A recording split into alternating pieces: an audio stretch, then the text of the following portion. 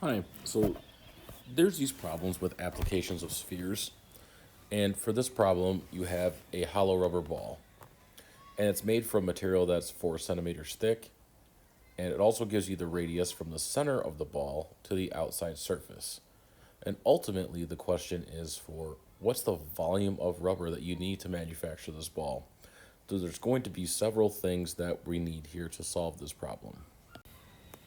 First thing, the volume of a sphere formula.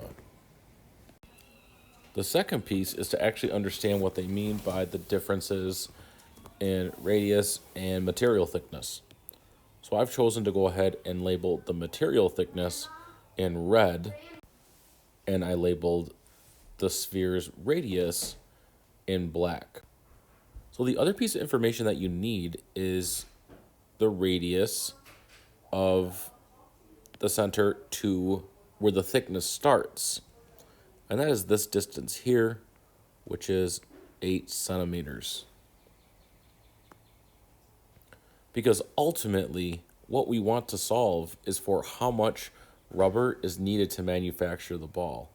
And that is everything that is in between the outside surface and the inside hollow area, that 4 centimeter space.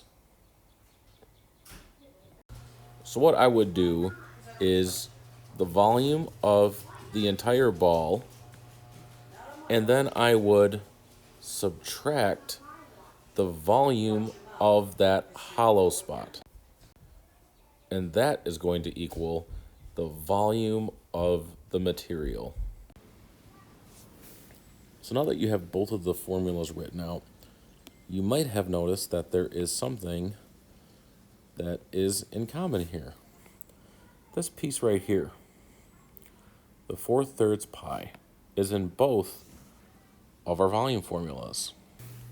So what we can do now is factor out the 4/3 pi, and we're left with 12 cubed minus 8 cubed, and that will give us the volume of the rubber needed. So 1728 minus 512 then gives us 1216, and then we just need to multiply by 4/3 pi,